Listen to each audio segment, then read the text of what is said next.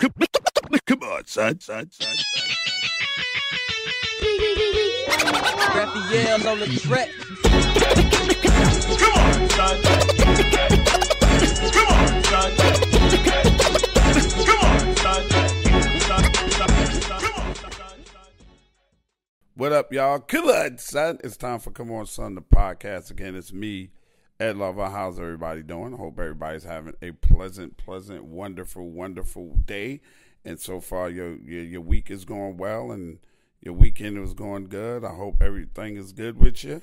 Everything is good with me. I'm in Chicago, 104.3 Jams. You can go to radio.com and listen to the station. And you always know I dedicate every podcast to Combat Jack, because without Combat Jack, I wouldn't even be podcasting. So big up to the memory of Combat Jack. And also, big shout out to my title sponsor, CigarsInternational.com. Go to CigarsInternational.com for all your cigar needs, because that's the way you should be doing things if you're a cigar lover like I am. And, you know, you need stuff. We always need stuff. We need cases. We need, to carry your cigars in. A lot of people don't know that there's portable humidors. Now, there's the humidor that sits on your desk or in your basement or wherever in your trophy room, and it holds your smokes. But there's also the ones that you carry with you when you want to go out and you want to keep your cigars fresh, and you don't want to put them in your pocket or anything like that. So all you have to do is go to CigarsInternational.com and look up portable humidors, and you can find one. And they also have the packets. There's a packet that you can throw in the box also to keep your cigars fresh. They have all of that. They have the fluid that you need to put in your portable humidor to keep your cigars fresh. So there's a lot of different ways and avenues and things that you can use to keep your cigars fresh. So just go to CigarsInternational.com and look up portable humidors. Get yourself a new lighter, fancy cutter. Use my code when you check out ED10OFF. That's ED10OFF to get 10% off your entire purchase. And I hope y'all are actually using that code, because a lot of times we're giving codes and we don't use them. But it's worth it in the long run. You'd be like, 10% off. But yeah, if you can rack up a bill and get 10% off, it's really, really, really good. It's like going shopping. You ever been to Macy's and the lady goes, I'll put in a promo code and you'll get 25% off? It makes a hell of a difference. So go CigarsInternational.com, ED10OFF.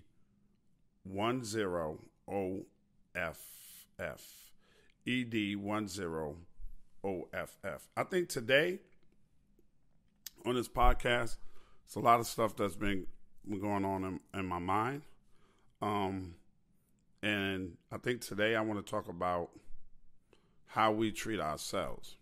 And I don't mean in the physical nature of how you treat yourself, or like what you eat or what you don't eat, what you do and what you don't do, and all of that other stuff. I mean in the sense that how, as a society, we treat ourselves, and how, as a people, we treat ourselves. Now, we go out, we march up and down the street.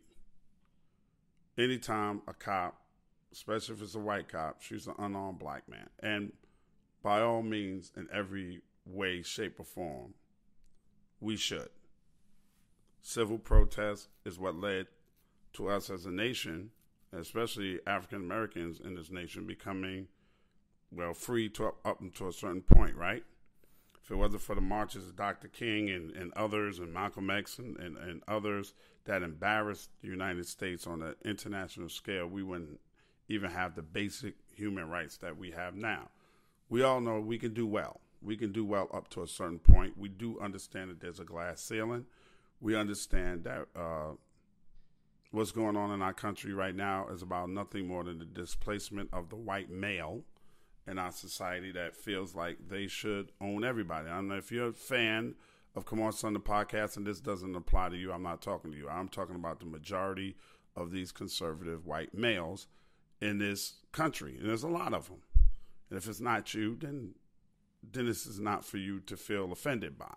But there are a lot of white males in this country that feel like they got displaced by the liberals and the Obama administration and the way that we want to take care of each other. And they want to go back to the conservative ways of controlling government and thereby controlling your fears and thereby controlling the money, because that's what it's all about at the end of the day. It's the power and the money, ladies and gentlemen. So if that doesn't apply to you, then I'm not talking about you. But if it does apply, then you get offended, and you're just offended, because this is my truth and I know it. So like I'm saying before, slavery was about money. Jim Crow was about money. It's never about race. The smarter people know it's not about race. They know it's about controlling the money. And if that can be a racist at the same time, then fine.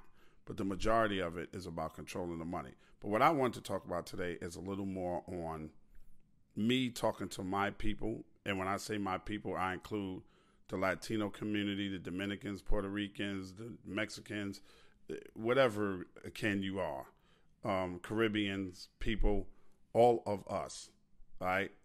That some of us were forced to be here, African Americans. Some of us came here for a better life. And we have to have an open discussion, which I'm willing to start at any time with anyone, about how we treat ourselves. And I'm not talking, there's a lot of people talking about being a vegan or whatever. That's not what I'm talking about. I'm talking about how we treat ourselves socially, and how we treat ourselves and what we think of ourselves and how we feel towards one another. Just in New York the other day, I saw it all over Instagram. It's a young kid by the name of Junior. I just kept seeing hashtag justice for Junior. So if you keep seeing something and you really don't know what it's all about. Now, I'm from New York, but I'm working in Chicago right now. So my focus is not really on what's going on in New York. And I don't see a lot of the news of what's going on in New York. But I kept seeing this on my timeline, justice for Junior. And then my man Mano, rap artist Mano, put up something about it. And he said, I really wasn't going to talk about this. But then I saw the kid was only 15 years old and he was murdered. And that could have been my son. And it had me thinking about it. So I hit the hashtag on Instagram and saw all these videos pop up about what happened to this kid in the Bronx, New York. 15 years old, was mistakenly identified as someone who put someone's sister on videotape having sex and released it to the public. It wasn't even him. And a gang of 5 guys ran up into a bodega where grown men were in the bodega, snatched this kid out of the bodega, and proceeded to machete him and stab him until he died. And he was left bleeding on the corner until he was dead. The kid was obviously set up because he came down allegedly to pay somebody some money, and these guys were waiting on him. And these guys ran all the way back to New Jersey where they were apprehended by the police. So a lot of these guys are going to jail now. But it really touched my heart because he's a 15-year-old kid. And no one had sense enough to say, well, if this did happen, let's confront him and have a conversation about it. Or if this is the kid, where's his parents? Let me talk to his mother, his father, his uncle, his brother about it. They just thought kill first. That's all they thought about was kill first. And that just leads me to say about how we treat each other. XXXTentacion, rapper, very popular. Not my cup of tea, not my generation. I can't even tell you the name of one of his songs. Well, I can now because it broke Spotify records after he died. It's a record called Sad. But he had a lot of young fans out there. 20 years old. Made some mistakes, some serious mistakes. I made mistakes too when I was 20 years old. Maybe not to the severity of his mistakes, but I definitely made some mistakes, and I was definitely given the opportunity to grow as a human being and grow as a man. I often tell people that I am so happy that Yo MTV Raps didn't happen for me until my mid-20s, because I don't think I would have known how to handle fame at 19, 20 years old. And obviously this kid had a little problem handling it himself. He had some really public feuds with a few rappers. I mean, he was punched in the face on the stage and tackled at one of his concerts, and he went back and forth with certain rappers. And then his girlfriend was pregnant, allegedly with his child, accused him of locking her in an apartment for 2 days and beating her while she was pregnant and threatening her and choking her. And the kid openly admitted that he was depressed at times, and he came from an abusive background as a child, and mom wasn't really there for him. Really doesn't know his dad is, just foster care and this, and it's just fucked up. But then he gets killed shopping for a motorcycle, and he's set up. And I believe as the more the police do an investigation, they'll find out that the people at the motorcycle place told the dude that shot him when he was coming and how long he was going to be there. He's sitting in his car, and he's shot and killed by another black man. And this is what I'm talking about. The way we treat us. I have lived through the murder of Notorious B.I.G. I have lived through the murder of Tupac Shakur. I have lived through the murder of Randy Stretch Walker, member of the Live Squad, one of Tupac's closest friends. I have lived through the murder of Jam Master Jay. I have lived through the shooting of 50 Cent. I have lived through the murder of my man E. Moneybags. It's just, and it's us. Us. It's always us. This is what I'm talking about when the way we treat each other. See, the problem is, well, one of the problems is this. When you feed society a certain thing, they're going to react to it in a certain manner. One of the historical things that everyone knows has happened is whenever a dictator wanted to control a country, the first thing they did is got rid of the music and the arts. They control what you see.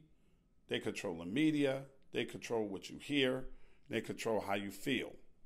Music has a really big impact on people. I don't think there's a single person listening to this podcast or otherwise that cannot say they can imagine a life without music. That they can imagine not hearing certain song that makes you feel a certain way or puts you in a certain mood. There's great music out there. There's music that makes you remember who you were in love with when the song came out, who you were dating when the song came out. There's music that reminds me personally of my dad. There's certain records that have come on. My dad died when I was 18 years old.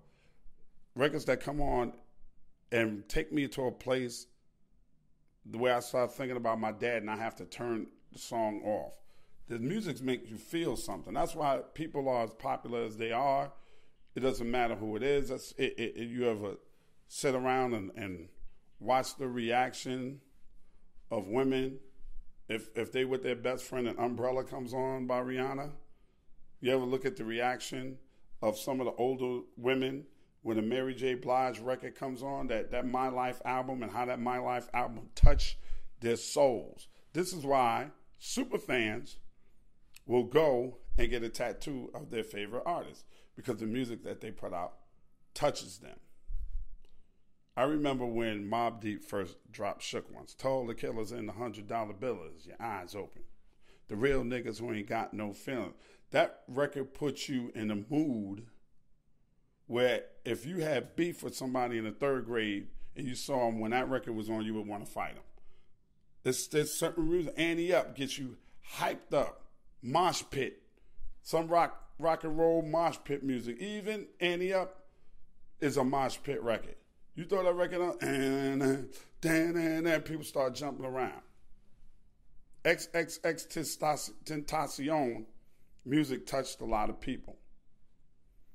Left Eye is loved and remembered by TLC and Aaliyah because their music touched something in everybody. Even the way people like to throw R. Kelly under the bus. He has some of the greatest music ever, and it touches you in a certain manner. So you're touching people, and you're touching them emotionally in a certain way. So if we keep putting out violent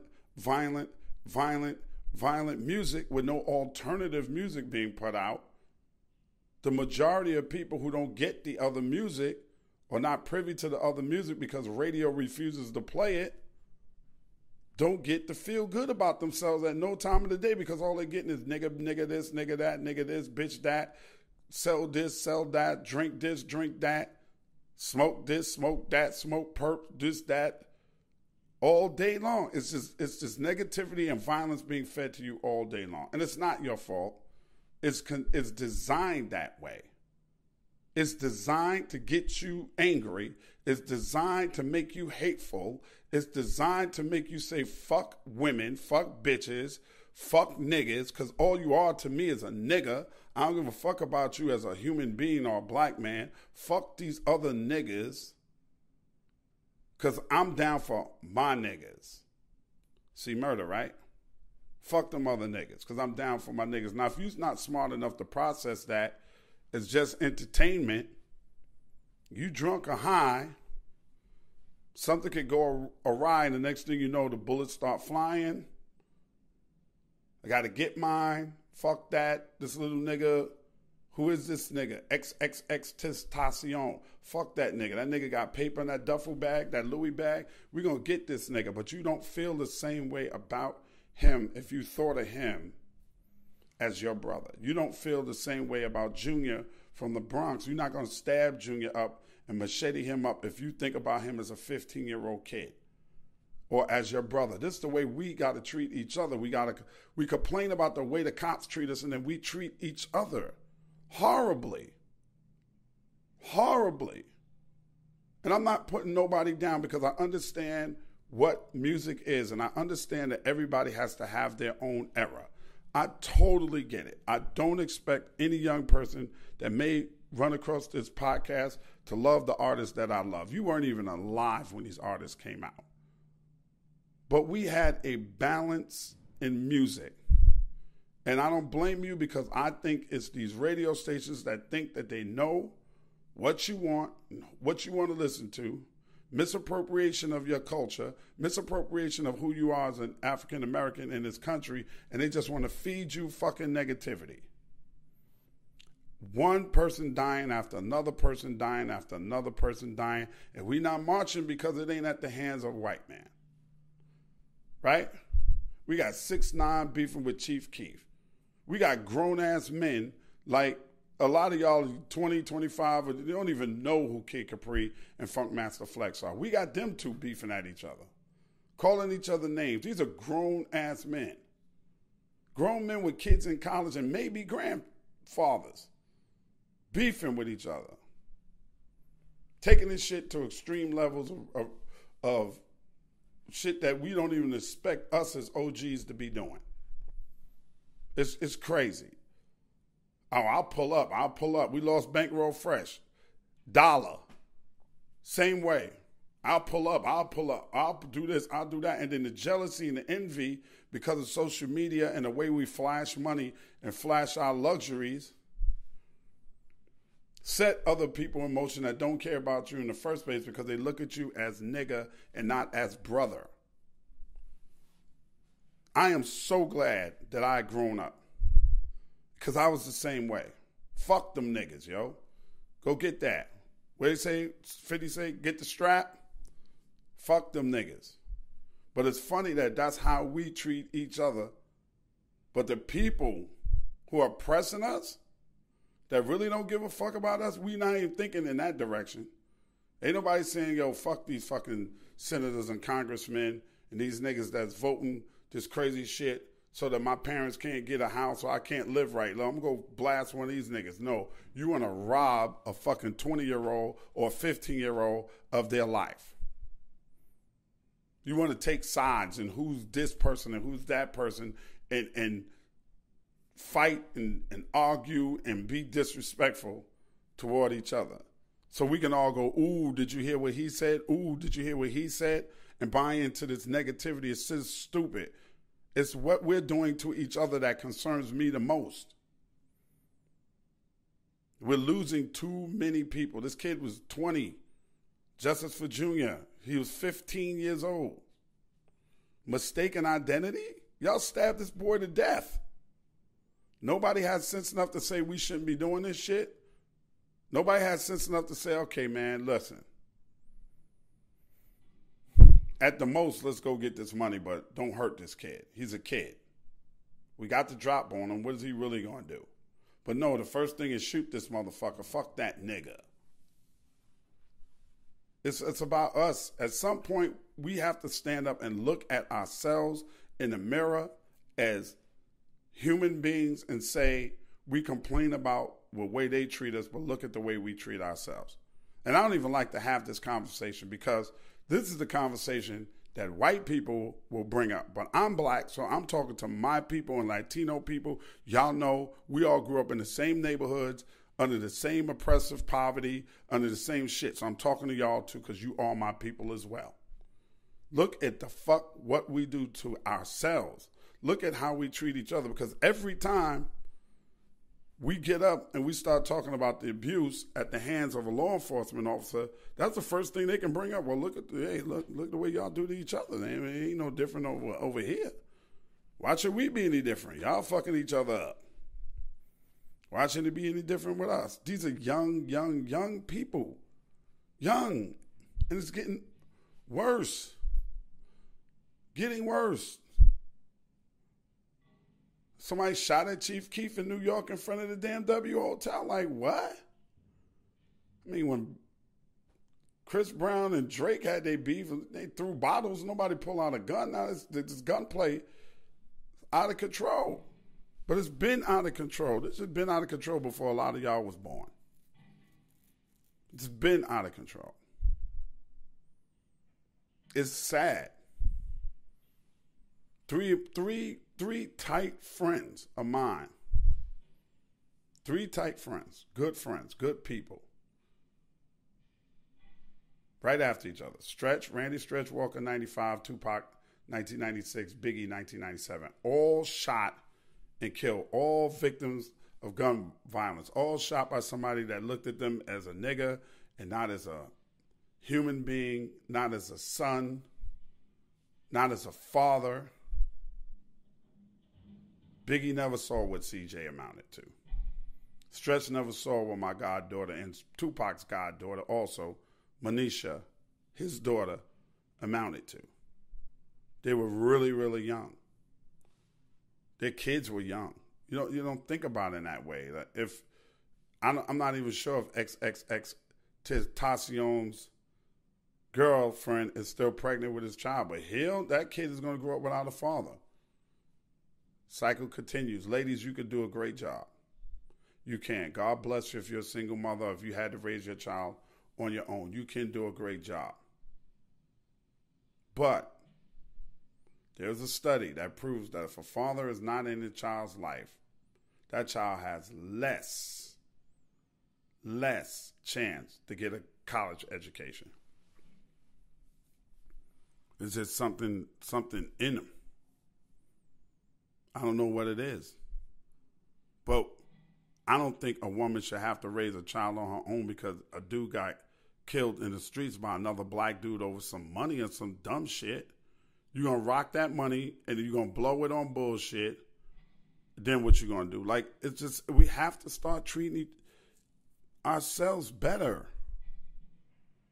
We have to. And it's a big, like, if you look at a lot of this stuff is a big, gigantic circle where it's all connected, because a lot of these young men out here running wild because their fathers never bothered, or their fathers did so much dirt that they locked up and can't really be a father to them, or their father got caught up in the street and died, or their father died super early from some disease. Crazy. Happens all the freaking time. My cousin Vera, her husband died of a brain aneurysm. They got a child, little son. He didn't even know his daddy. There is enough stuff out there killing us as it is, without us killing ourselves over some bullshit and the fact that we don't even respect ourselves, but we'll all come together and form like Voltron if somebody else does something to us. And we'll all turn a blind eye to the people that are organizing marches in the streets of our own neighborhoods, demanding an end to black on black or Latin on Latin crime, or Hispanic on Hispanic crime. Meanwhile, we are so distracted about who's doing what and who got what thing, and it's always some slogan that comes up that distracts the shit out of us from thinking about the kind of things that we should be thinking about. Get to the bag. Go get the bag. Secure the bag. Get the bag. Get the bag. White people love them conservative politicians in Washington. Love to hear you talk about securing that bag. Got up in the morning, had to secure the bag. Nobody wants to talk about what's going on with us and the lawmakers and the laws that they passing and what Jeff Sessions is doing, separating families at the border. That's how it starts. Nobody will talk about what they're doing and repealing all the things that Obama gave to us, which wasn't even hardly enough, but that's a whole nother conversation. He made some mistakes, but we still love him. He's one of ours. And you know, when we looked at Obama, we couldn't even say the word nigga. But now that he's out of office, we running wild. Everybody want to be a fucking star, and nobody's taking care of home. Too many of our beautiful women ain't out here by themselves, and you alive, and you right there. I don't fuck with that bitch. Fuck her. But you ain't fucking with your kids. And then you wonder why shit happens like this in the streets. Big shout out to my man DJ Omanaya. He's on tour with A Boogie with the Hoodie. And the reason why I brought Omanaya up right now, his daughter's on her way to Harvard. They are Puerto Rican. He busted his ass even though he ain't not with his daughter's mother. He did what a man is supposed to do, raising his kid. He got one daughter going into high school, one going to Harvard right now. He married a woman with 2 kids. Now they became his children. And her fucking kid's father don't do shit. Jealous as a motherfucker. I was talking to some friends the other day. Matter of fact, it was yesterday. We was hanging out and we was talking about all of this stuff that's going on with men and what they're doing and what they're not supposed to be doing. And a lot of this stuff I call the pussification of the black man in America. And the pussification of the black man in America is due to the fact that, A, some of us men in my age category didn't step up and do what the fuck they were supposed to do, raising you right. Somebody showed me a meme yesterday that they put up and said, we grew up in the era of drug dealers, you growing up in the era of drug users. What do you think happens when you get high all the time? What do you think is going to happen to you when you drinking lean all the time? Oh, yeah, Ed, you old, you don't understand it. Motherfucker, y'all ain't did nothing we ain't did before. We rapped about drug dealing. You rap about drug using. We shouldn't have rapped about drug dealing if we didn't want you to rap about drug using. But we're killing our own people. We're not treating each other with respect. It's to secure the bag at any cost now, even at the death of one of your own people. It's ridiculous to me. I really just don't get it, and I don't understand it. Why we die enough? I don't understand why we can't be good to each other. Why we can't show some decorum? Yeah, we all know. We all know. There's going to be goons out there. We all know. Every generation going to have their goons. We all know. But it seems like now we're all participating in it where it's meaningless. Like you sit around and I'll be just sitting around waiting like, damn, it's going to happen. Somebody else going to kill one of our rappers. It's going to happen. Social media is a motherfucker. Really is. It really, really is. Social media got everybody acting outside of themselves. Everybody. Everybody flexing for the gram. Flexing crazy. You don't even have to have the shit. You can stand next to it and flex for it. And everybody flexing and bricks some money to their ear and da-da-da-da-da. And I think that's probably part of the message that Jay was trying to send to youngins to stop flexing for the fucking gram so much.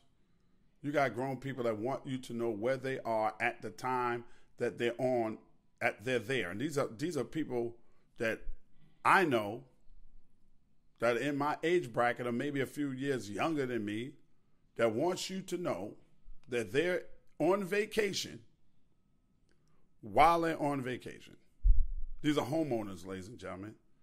You are telling me that you're somewhere right now while you're there.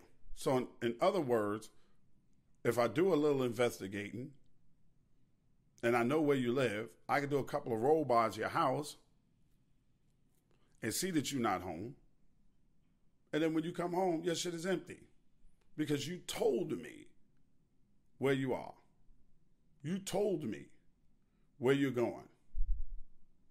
If I'm a crazy ass stalker dude and I'm looking at your pictures all the time, I know where you are because you just fucking told me. You don't have to tell everybody every move you make. Social media has got us gone completely crazy. And by doing that, by flexing, you're showing people everything that you have, where people don't need to see everything that you have. I'm not talking like I'm not guilty.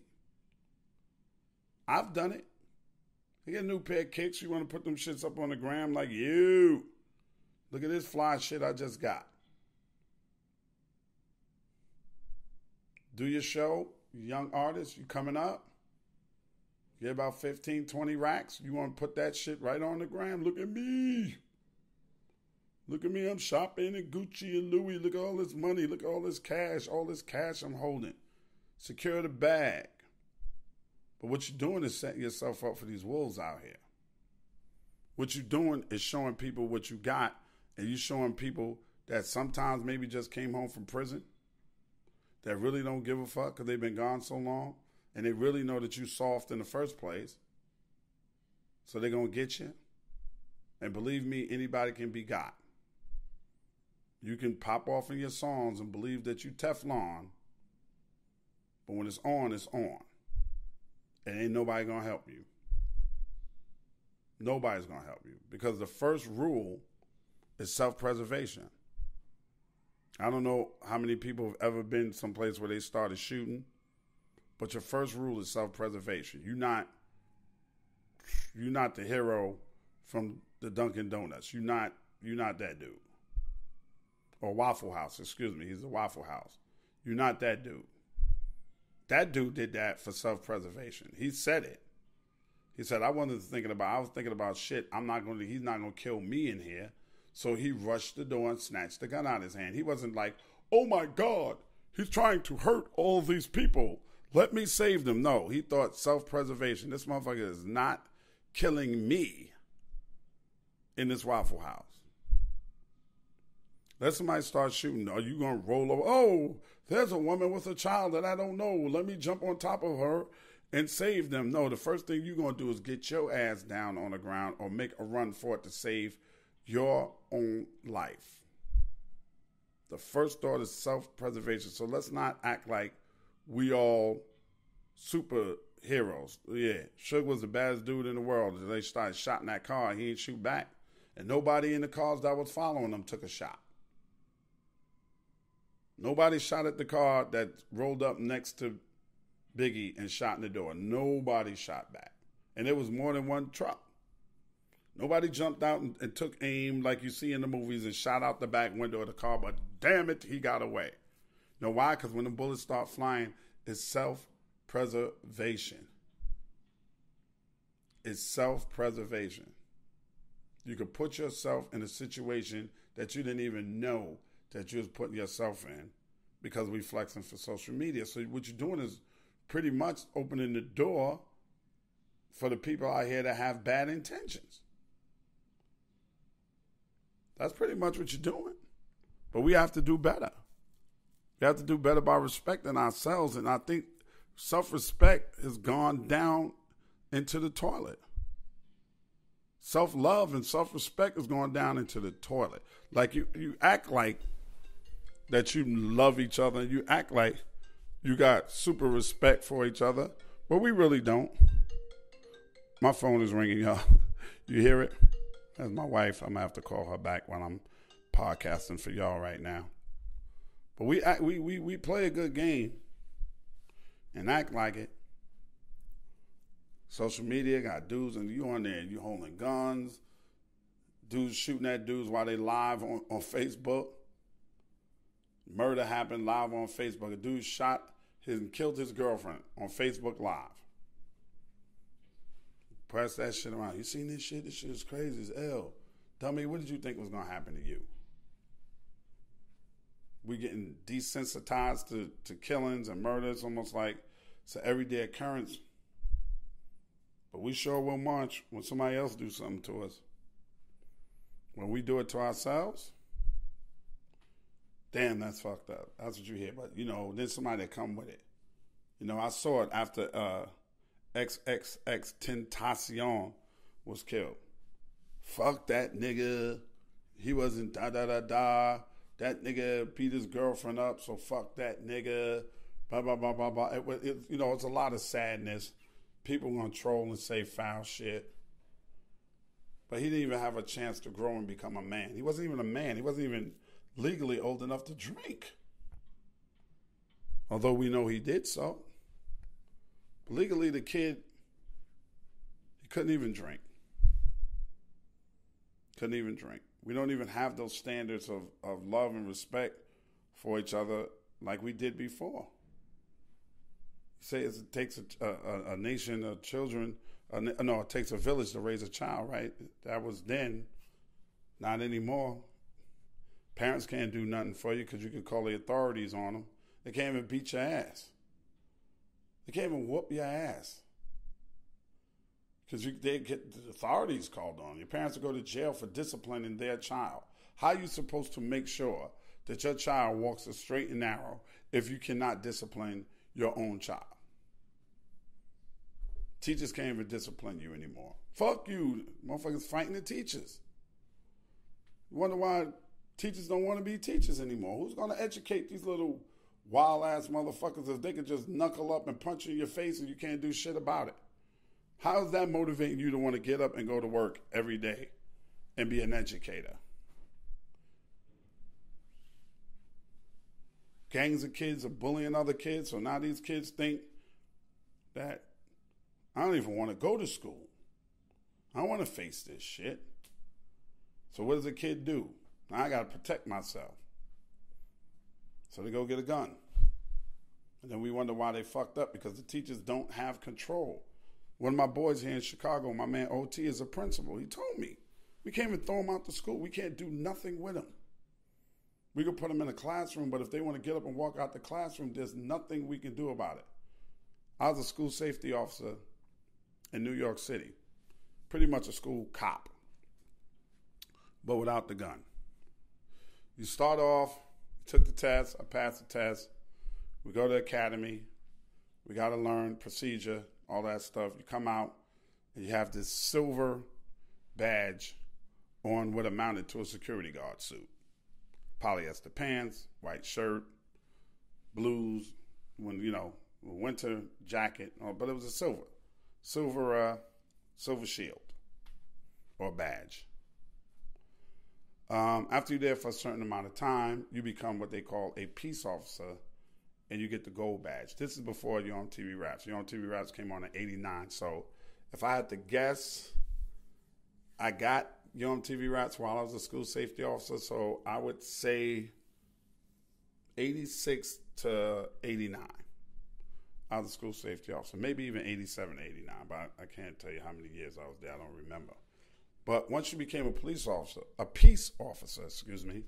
not a police, a peace officer with the gold shield, then you have the power to make arrests within the school and on the school grounds. So what we used to do, and it was about 14 of us, maybe more, in the school, including the vice principals and the deans of students. What we used to do is, when we got a rowdy child, throw your ass out the school. Go home. Don't come back up here until you bring your parents. Sometimes when I knew that it was a scary situation for a student, and I know who the kids are. You know who the kids are. You work in the school long enough. If I knew it was a scary situation for a kid, and somebody told me this kid had a gun on him, and I knew the kid, and I knew he was a good kid, me and a couple of the gentlemen that I work with, because I was very young, too. Like, I'm 22, 23, working in the school. All right? So I would, with some of the bigger guys, one of them having to be MC Light's bodyguard, Big Gene, God rest his soul, my man Eric, my man Willie Sessoms, we would corner the kid. Let me see your book bag. Well, all right, up your book bag, partner. Take his book bag, look in the book bag. You got a gun. Okay, now I'm a peace officer. So that means any one of us could make an arrest. We have to call the police. The police will come. We have to cuff him. We had handcuffs. We have to go with him to the precinct, sit in the squad car in the back with him while they transport him to the police precinct, take him through fingerprinting, lock him up, and write the report up ourselves. But if we knew that this was a good kid that was just scared because whatever kind of beef was going on that we had heard rumbling throughout the school, we take the gun from him and file an incident report, meaning we found the weapon somewhere in the school. Maybe some other kids say, hey, I think I saw a gun up on top of the whatever downstairs by the gym, and we will file it as an incident report. That's how we will file it. Now, a lot of schools don't like to file incident reports because if they file incident reports, then the school looks like it's a horrible school, and they won't get the money from the city that they need to continue for all the good kids. But we never did that. Well, I never did it. I don't know what all the rest of security did. I don't know. But I would take the gun off a kid that I knew was a good kid and file an incident report and say, because I didn't want this kid to go to jail. And I didn't want this kid's life to get fucked up and maybe have to do a mandatory year in a state prison when I knew this was a good kid. Now, if I knew that you were an asshole and you was always in the school giving me a hard time and you weren't even supposed to be there, you didn't even go to the school, you considered yourself a thug, you was on the block selling, I'll lock your motherfucking monkey ass up and then think twice about it. But the good kids, the ones that were really just scared and was trying to get an education and got caught up in some dumb beef, I give them a shot. Sometimes with the thugs and I know them, they from around the way, I give them a shot too. I mean, get out. Go ahead, take that shit home, get out. And we put them out. Now you can't even put them out. And sometimes we chain the doors locked. Can't do that. You can't do anything. So how is a parent supposed to discipline a child? How's a school that has your child for the majority of the day supposed to discipline your child? Why do you think if they're not disciplined that they can end up, not all the time, but some of the times they can end up in the arms of the law because they don't know where the line is. They don't know where the line in society is that you don't do this. This is where, if you do this, there's consequences and repercussions. So we're not even thinking about that. We're thinking about this other shit. Grown-ass women that got kids ass clapping on the ground. Now all of a sudden these see-through dresses, 45-year-old women, because you got a nice body, but you got two sons that's in college, and their classmates are looking at your mother's body, but you wore that because it's your birthday. But you got college kids. I'm not saying any names. I saw this today. A friend of mine from New York. Basically G-string and bra underneath this dress. She got college kids. What are they thinking about your mother when you're looking at that? What do you think? What are you doing? What are you doing? You're enticing people to look at you as a sexual object, and you're not going to get any respect from your kids like that. You're keeping it too real. That's not for everybody to see. That's not for the gram. We have a lack of respect from each other that stems from a lot of problems that are within our own communities. Oh, they hating. Oh, people are hating, and they hating. They hating. Nobody can hate on you if they don't know shit about you. To all my haters. Somebody made a record, right? If you ain't getting hated on, you ain't popping. You could enjoy your social media life, but we doing too fucking much on there, and we doing too much around each other that are causing us to have a lack of respect for each other. And our kids don't respect us when we do shit like that. They don't know. And the good parents out there are handcuffed because they can't even discipline their own kids. Oh, you could discipline them. Don't let them go out the house. All right, so if they go out the house after you tell them not to, then what? If you tell them you're not going out, you can't go to the dance, and they go to the dance anyway, then what? where you just keep talking and they're just going to keep doing what they're going to do, and you can't put them out because they're not of age. You get in trouble for that too. So how are we supposed to discipline our kids if the kids don't want to listen? And I'm not saying it's all kids, because of course there's some great kids. A lot of us have great kids that we don't have those problems with. My kids know I'll fuck them up. Well, I don't have to anymore. Mostly of them are grown. My youngest is 19, and she's in college, and my son is great, and the rest of the girls are great. They knew, but they knew when they were small, Daddy will fuck me up. They knew that. I'm in Chicago now, and they spread out all over the place, and they know to this day, if I have to come because of some disrespectful shit with your moms or something, I'm going to fuck you up. And I don't care. And when I go to jail and I come back, I'm fucking you up again. It's got to be consequences. These are the things that we dealing with. If you don't respect yourself, you got to respect, first of all, you got to respect your parents. If you don't respect your parents, you're not going to really respect anybody else around you. You really don't know the dynamics of a good relationship. You don't pretty much, your shit is fucked up because they letting you get away with too much shit. So then when somebody else approach you on some disciplinarian type of thing, or just a matter of straight being respectful, you don't even understand what respect of another human being means. And then compound that with all this nigga this, nigga that, bitch this, bitch that music with no other side. Now don't get me wrong. I'm not saying that that's bad. But what I'm saying is there's no other side. There's no feel good. It's not being programmed. The feel good music about love and respect, and there are a lot of great artists out there that are making it, that music is not being played. It's all y'all bitches is good for is suck my dick and give me some pussy. I'm cooking up this shit. I got more money than the rest of y'all, so fuck y'all niggas. And if y'all niggas come, I got the Draco, I got the fucking AK-47, I got the mini submachine guns, I got a rocket launcher, and I will fucking take your whole shit out. So now, when you're being seen in the street,